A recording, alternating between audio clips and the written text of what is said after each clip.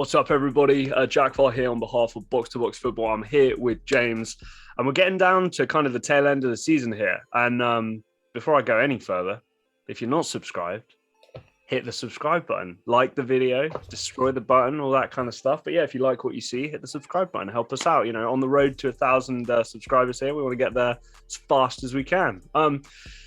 James, I'm really happy with the end of this season. Title's not a guarantee for either of the two teams, I don't think. I mean, I'm sure you and I both have our favorites, and you know, we disagreed as well in our most recent video of who was going to win the title. And I'm still not super confident in Man City, and I'm sure you're not super confident in Liverpool. I think that's great. Top four, not really a guarantee. I think Chelsea are obviously pretty safe, but not a guarantee there. Going down, there's still a bunch of different teams who could go down. There's still, you know, the kind of quibbling for the Europa League and the Europa Conference League. James, this is my kind of an end of a season. This makes me want to be like, okay, all my things about like an Americanized style of like a playoff system or anything kind of cool like that, I can bin that because we've got interesting storylines from number 1 in the table to number 20. How are you finding the end of it so far? I feel like, if I'm being truthfully honest, the whole of football I'm not happy with, because majority of like leagues are already settled. La Liga's settled, Ligue 1 settled, the Bundesliga's settled. The only one is going to the final days, the Premier League and obviously Serie A. But to be fair, yeah, it's been good. It's been good. It will only be good for me if Arsenal get top 4, but like we're not going to talk about that. Still an option, still a chance. But guys... Jack, I don't. We move on. Okay. From that. Yeah, guys, I'm not sure if you guys saw, but obviously we did not have a reaction to the North London derby. I don't think James was in the best of moods that day. But yes, we're going to get a jump. I know we've got a game or 2 game weeks, depending on the team left of the season to play. But I'll be honest with you, my player of the season, signing of the season, young player of the season, flop of the season, that's not going to change in the next 2 game weeks. Okay, you could score the winning goal to get your team into a top 4 spot or to win a title. It doesn't automatically make you the player of the season. It's over 38 game weeks. So I'm pretty confident right now with who I have going forward for each of them. So yeah, James, game week 37, game week 38, these aren't going to change your mind, right, over the whole season? Or do you think somebody could do something in game week 37 or 38? I feel like the majority of ones are already locked. The one that for me Right. is like a little bit still there is the manager one, because that can change depending on what happened in these last 2 games. Trust me. So I think James and I are probably going to hold fire on the manager one. Maybe that's a video for after the title, but we're definitely going to touch on the best transfer, the worst transfer, the player of the season, and the young player of the season. So James, I kind of want to get you started. I think we'll start off light. We'll start off fun. Signing of the season. Who would be your kind of contenders? Is there anybody you want to give a special mention to? And then who is your pick for signing of the season? And if you'd like to tell us why. To me, there's so many signings that like you can look at there, and I'm happy that we add loans to it. It's not just permanent signings, because to me, right, you play for a team, like you're not you're a new player to the team, you're a new signing. There's so many. A few that I want to mention. First of all, the one that we might not get as much of a mention is Christian Eriksen, Jack. Like, we know the quality that Christian Eriksen has overall, and I said to myself, like, why is people not taking punts on him? Yes, we know what happened. We don't want it to be a sympathy thing. He came to Brentford and he's shown everybody, I don't want all the sympathy stuff. I want to show everybody that I'm still the guy I was when before the thing happened. He's come in and he's been absolutely brilliant. I remember when we were talking about relegation and we were going back and forth, and Brentford was right there for us, Jack. We were thinking, ooh, they have a chance. They had a chance to go, and I think both of us just had them just edging out. Forget about even edging it out, Jack. They're 11th right now. I think comfortably 10 points, 11 points away from relegation, and he has come in and just made a massive difference in it. We got another one there, Luis Diaz. What can we say about what he what he has been able to do? Another one that is a bit controversial to a lot of people, but Kurt Zouma, Jack. I know he joined on a permanent basis this season, but damn, Jack, the impact he's made on this West Ham team has been huge. I know people are gonna say, no, I don't care. I really don't care. He's coming in and had a phenomenal impact there. But and guys, look, people make mistakes. Okay, we don't condone mistakes, but we're all human beings. We make mistakes. We pay our dues and then we move on. All right, so let's get on to Kurt Zouma on the field, which is what James and I are talking about right now, and he has been great this year. Listen, exactly. We should let bygones be bygones. But Yeah, Jack, there's so many. I thought Martin, like Odegaard from Arsenal, Aaron Ramsdale. Yep. But my player of the season, another one, Mark A for Crystal Signing of the Palace. season. Yeah. I mean, my signing of the season, I'm gonna go for Conor Gallagher. You know, the fact that he's come into a Crystal Palace team that, Jack, we mentioned before, Vieira had a tough time coming in and having to change all of this stuff that's going on.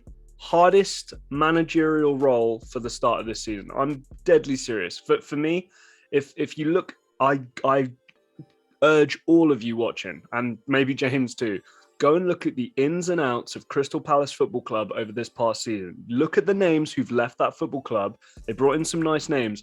Patrick Vieira had the hardest job this year, and he's done unbelievably well. And like you said, James, in no short part, thanks to, especially in the early part of the season, the heroics of Conor Gallagher. Conor Gallagher has been able to achieve so much this year. He's Crystal Palace Player of the Year. He was able to get an England call-up, and he's in a running to be in a World Cup team, you know, which is absolutely crazy. And the impact that he's had on this Crystal Palace team. You ask most Crystal Palace fans, they're like, listen, if you can keep anything, it's Conor Gallagher, man. Yeah. He's made as much of an impact as Wilfried Zaha, and even the fact he's been more effective than Wilfried Zaha this season. And we know how reliant Crystal Palace has been on like Wilfried Zaha. To me, he has been absolutely brilliant. I know Jack is a big fan of environments. The environment isn't like any other environment. He's come in to a really tough environment and has flourished. And not only that, has he done so well for himself at Crystal Palace, but to me, he's opened a chance up for him to be successful at Chelsea, Jack. And that's a huge step that he's taken. Mason Mount's had a great year, but if I'm Mason Mount, I'm a little bit looking over my shoulder, right? He's far back at the moment, but he's going to be coming up here soon because Chelsea might look at him and go, maybe this guy needs to be incorporated into our team somehow, you know, some way, somehow. So I totally get you there. I think that's a fantastic pick. Yes, James, as you well know, you are preaching to the choir when it comes to this kind of stuff. He does not have the opportunities he would have at these bigger clubs. His numbers were great at the beginning of the year, sloped off a little bit afterwards. I think that is very, very much understandable. James, he's one of my honourable mentions. And obviously, I want to move on to the next one here. My three kind of honourable mentions, I got Luis Diaz. I don't think, you know, again, I am the biggest Jurgen Klopp fan. I think Jurgen Klopp is the whole reason this Liverpool team works. I don't rate Virgil van Dijk like everybody else does. I don't rate Mo Salah like everybody else does. Sadio Mane, lots of these guys I really do not respect the same way lots of people do. I think it is due to the culture and the play style that Jurgen Klopp has embedded in this Liverpool team that these guys have success, but we cannot underestimate how good Luis Diaz has been coming in. Reason why he misses out for me, it was a January window signing, okay? It's very difficult over the course of a whole season to be that impactful over a short period of time. James, if he signs in the summer, this might be player of the season, potentially. This is definitely signing of the season if he signs last summer. Obviously, we talked about Conor Gallagher. James, Cristiano Ronaldo. I don't care who you are, everybody. And yeah, the man makes a lot of money. A man makes a lot of money. £13.5 million for Cristiano Ronaldo from Juventus to be third, I think, in the Golden Boot race at the moment. I believe he's on 18 goals. There's all the comparisons between, what he was doing in 2008, 2009. Guys, he's hitting on a similar level. The guy's like 37 years old. It's been unbelievable. Manchester United, it's been abysmal this year. So much so that over the past couple of months, James and I actually refused to talk about him because it's such a joke. Cristiano Ronaldo has been the one shining light. Fantastic bit of business. He's been absolutely brilliant. And for the profile of the club, fantastic. James, I'm going with Tino Livramento from Southampton. £5 million. And I'll tell you why. It's a fantastic bit of business. Chelsea have this guy who's pretty good called Reece James. So I don't know if Chelsea are going to ever exercise a buyback clause, maybe on somebody like Tino Livramento. Saints are getting this fantastic player for such a cheap amount of money. He'll easily be sold on in the future for your 30s, 40s, 50 millions plus, maybe across Europe as well. Fantastic talent. That's going to be my signing of the season. I just think that represents fantastic value, and the player's been brilliant. Conor Gallagher, though, great shout from you. And then my other two, Luis Diaz and Ronaldo. What were your thoughts on Livramento this year? Yeah, listen.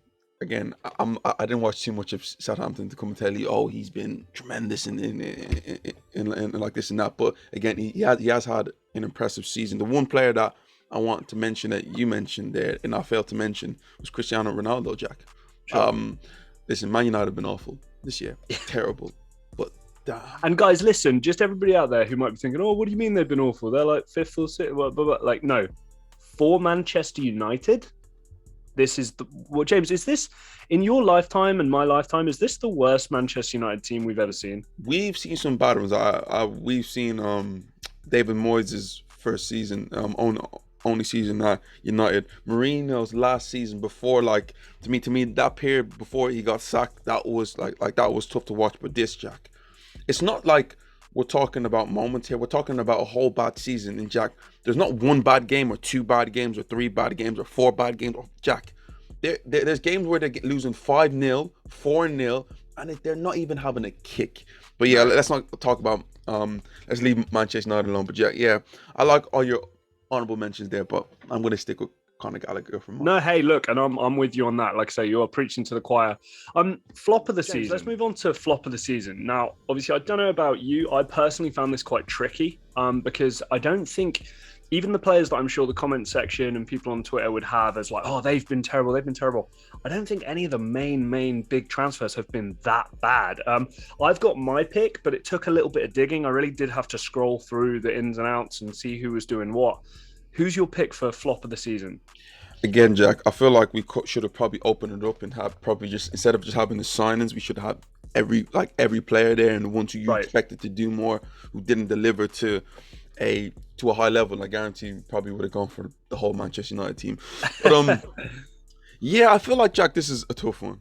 You know, it really is, because I don't think everyone's been like, you know when someone's had a bad season. I don't think any player that's signed has been like horrible throughout the whole season. I think everybody's had their spurts of brilliance, but I have to look at not just one player or two players. I gotta look at three players, and to me, the three most expensive players this year coming in to the Premier League, you got Jaden Sancho, you got Romelu Lukaku, and also you got Jack Grealish. I feel like those three, for the money that they came in and the impact that they were made to, that they were supposed to have, I don't think neither of them took that step and had that sort of impact that like you're looking for. You look at Jaden Sancho, I do understand he's coming in like needs to adapt a little bit, but you expect him more than, I think, what, like 2-3 goals, you know, not that many assists. And in fact, like the fact that, like, let's be honest, Anthony Elanga's been playing ahead of him the majority of the season.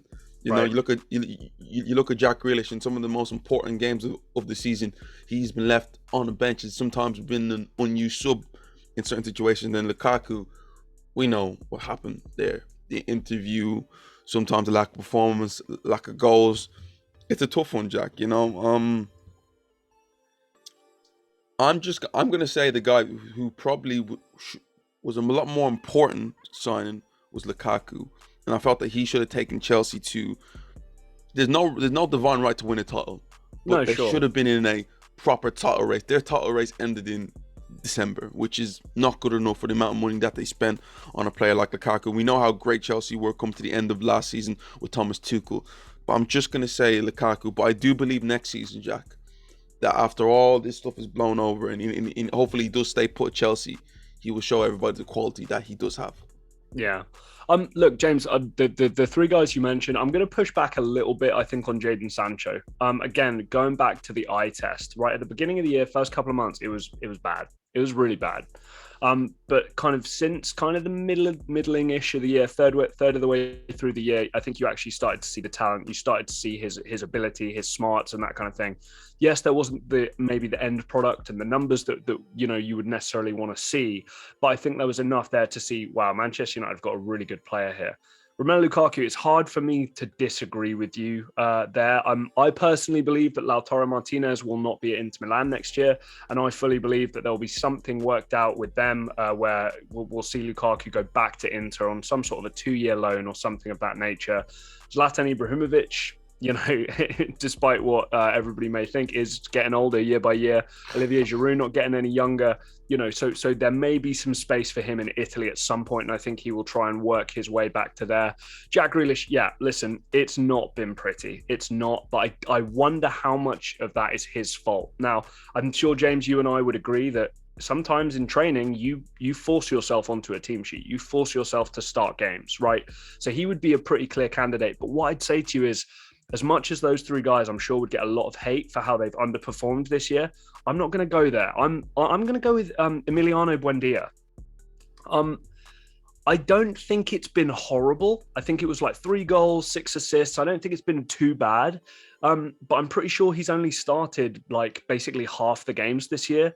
I think somebody like a Philippe Coutinho's come in and probably done what he should have been doing. Now he's only 25. He's still got a bit of future going on. But from the guy we saw in the Championship and then there at Norwich as well, I think that we were expecting a little bit more, especially with the added weapons around them. With somebody like Steven Gerrard coming in, I think you'd have expected a lot more from Emiliano Buendia. Some people might think, oh, he's not been half as bad as Lukaku for the money they spent, Grealish for the money they spent, Sancho for the money they spent. But for me, I was really expecting kind of a breakout Emiliano Buendia, and I don't think we got it. What do you think of that? Jack, that's a great shout there. When I remember when the deal went through, of course, apparently he turned down Arsenal, all that sort of stuff there. But when I look at it in what he has done this year, I haven't seen anything, Jack. I really haven't. I think probably also, James, to Arsenal's credit as well, Martin Odegaard was cheaper. Like, go figure. Better, you know what I mean? Cheaper, better, everything like that. And I feel like it's a testament to how great Odegaard is to someone like of Buendia, hasn't been mentioned at all. In fact, it's even laughed at the fact that Arsenal fans thinking that, we actually wanted him at time. But my biggest thing is that it just shows you that as good as you can be in the Championship, a lot of the times it doesn't translate to being effective in the Premier League.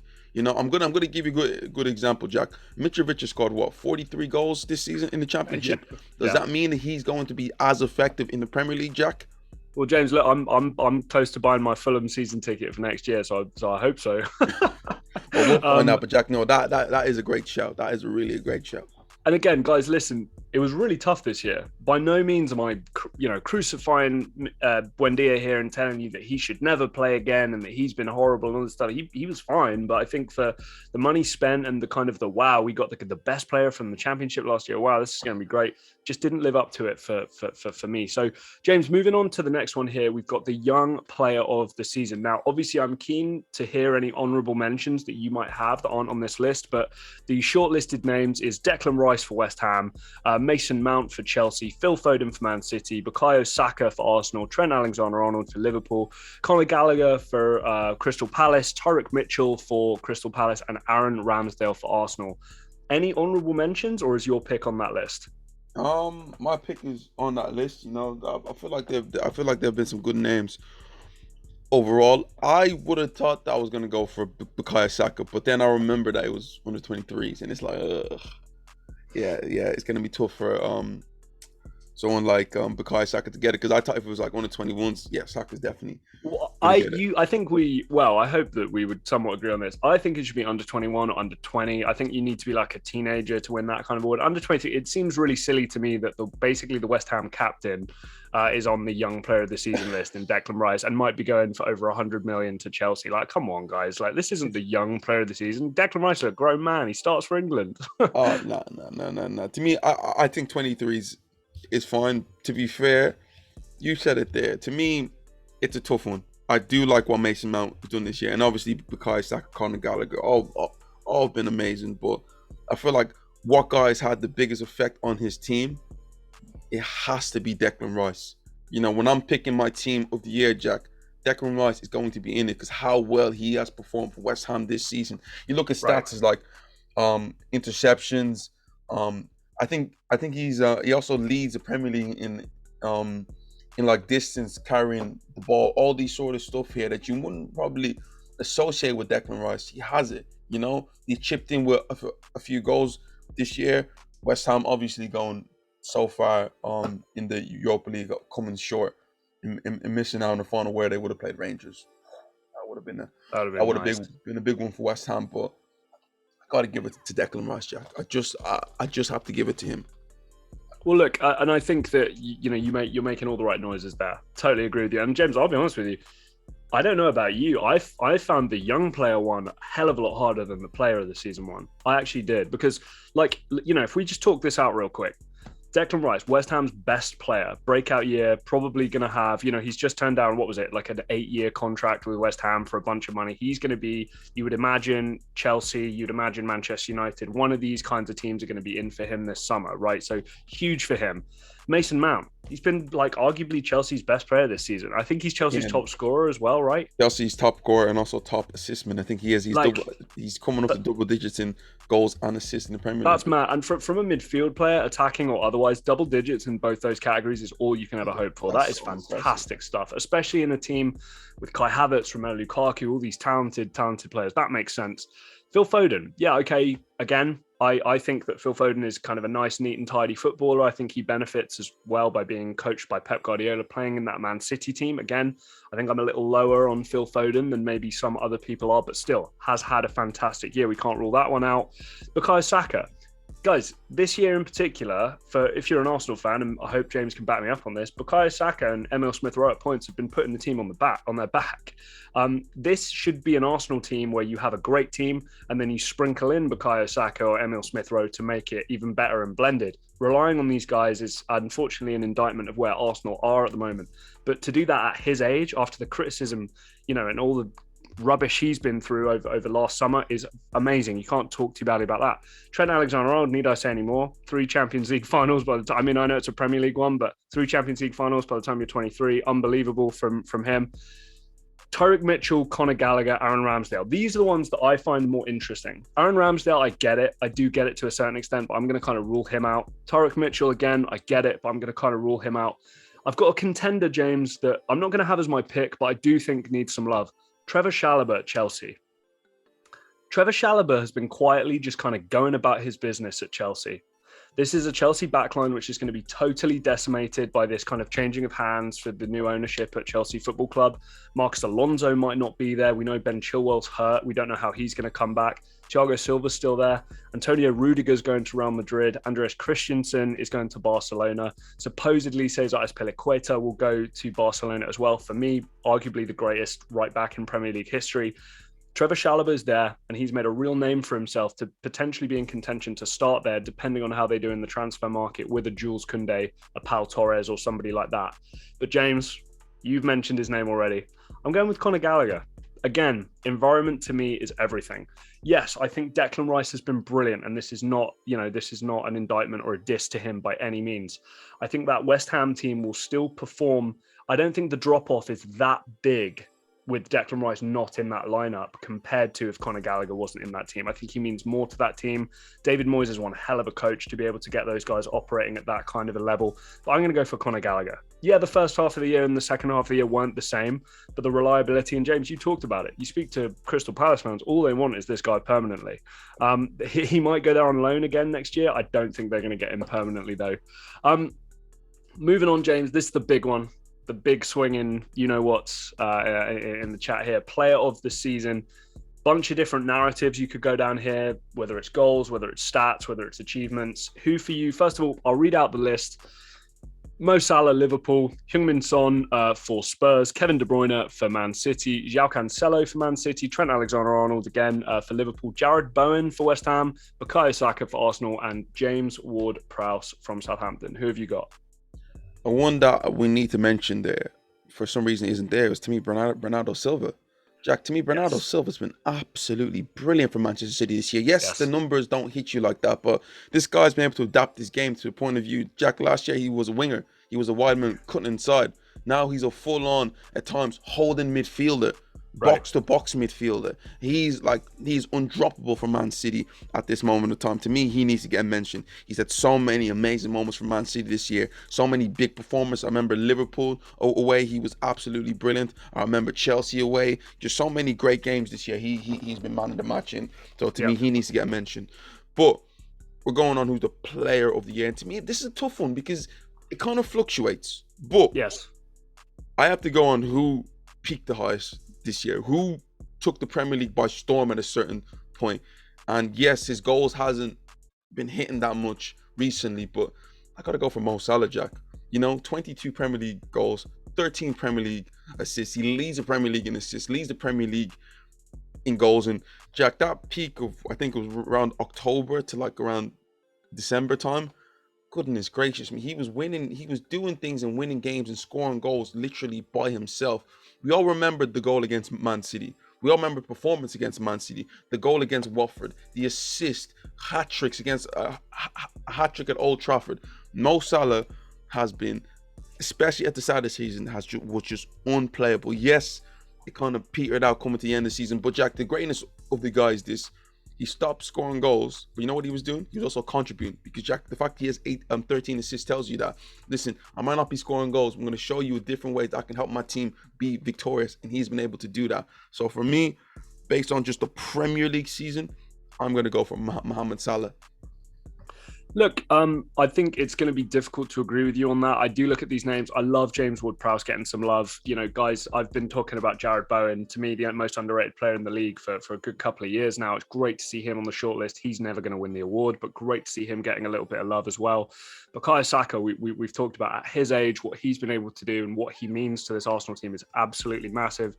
João Cancelo, Pep Guardiola's little toy, again, beneficiary of the Man City system. I don't think João Cancelo is João Cancelo as we know him now without the team around him.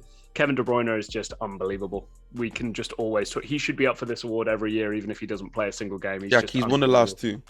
Yeah, exactly. There you go. So Kevin De Bruyne, of course, he's always going to be there. To me, it comes down to Heung-Min Son and Mo Salah.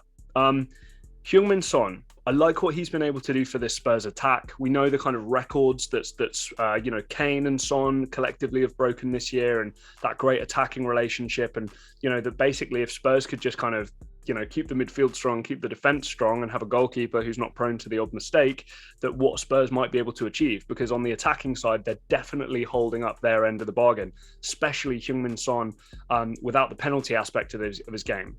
All of his goals are from open play. He needs to kind of do it the hard way, do it himself. So he deserves a lot of credit. And then we get on to Mo Salah.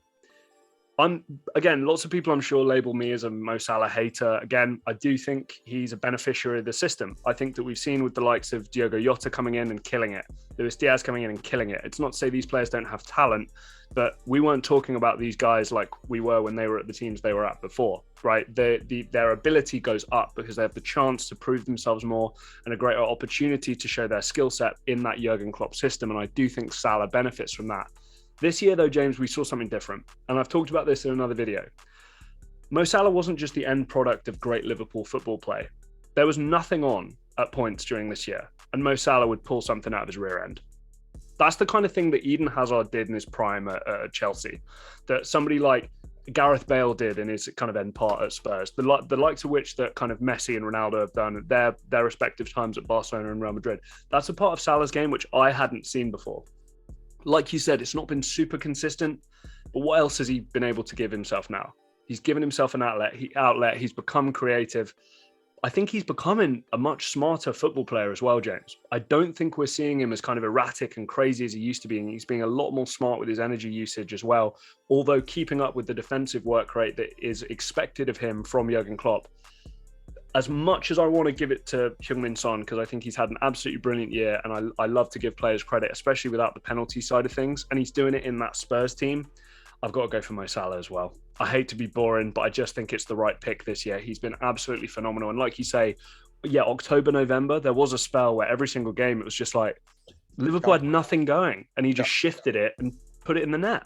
Yeah, I think you just need to look at his goal catalogue this year. Some of the goals were just... Do you remember the goal against Chelsea where I think he isolates, Marco Alonso? Like Marcos Alonso drops his shoulder and Mendy comes out and just dinks it over, and I'm thinking, what's this guy on here? Like, seriously, he's doing it literally by himself at times. Yeah. It's hard to pick against him. And again, look, guys, I'm personally looking at this shortlist. I'm not going to be too mad at anybody who picks Son, who picks De Bruyne. João Cancelo may be worth a shout. I mean, James, are there any other names that you can think of? Like, James, does it surprise you that Declan Rice isn't on the player of the season shortlist there? Because he was your young player of the year. Definitely. I feel like if you're speaking to a West Ham team, as great as Jared Bowen is, Declan Rice has been their player of the year. So for me, Declan Rice should get the nomination there. But yeah, listen, overall, I would have picked him over James Ward-Prowse too. But overall, can't really complain that much. I feel like everyone who got Cristiano Ronaldo is my only one other one where I'd just be like, maybe less from the footballing side, but also like the death of his child, coming back and playing what he's meant, his value to this Manchester United. I mean, James, without Cristiano Ronaldo, I mean, Manchester United a relegation candidate if they don't have Cristiano Ronaldo. Like, I'm serious. Like, Don't even what the talk hell are they about that doing? team, Jack. Don't even talk about that. Literally. So guys, little bit of a teaser for a video that might be coming in a few weeks' time. But James, who's your manager of the season right now? I gotta go for Pep, but if Same.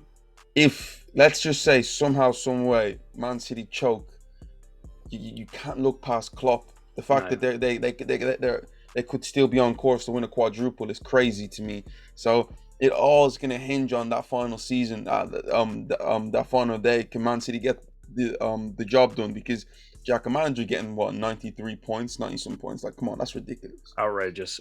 Guys, obviously Klopp deserves some love there as well. I think David Moyes has been brilliant. Again, it's never going to blow you away, but he's been a fantastic manager. He really knows his stuff for this level of football team. Patrick Vieira as well has also been fantastic. James already mentioned Thomas Frank earlier in the video as well with Brentford. They've been unreal. I'm going to go for Pep as well. Re-energizing a team to go again is unbelievably difficult, especially in a dressing room with all these kind of superstars and big personalities in. So I think Pep certainly deserves his flowers, but there are games left of the year. Title's not been decided. Top four's not been decided. Europa League, Conference League, relegation's not been decided. Roma might be making the Europa League via winning a European competition with Jose Mourinho. Stay tuned for that one. James, anything else from you? No, guys. Like, share, and subscribe, guys. Comment down below and let us know who's going to be your signing of the year, flop of the year, player of the year, and young player of the year. Comment down below and let us know. This is Box to Box Football, and we will see you next time.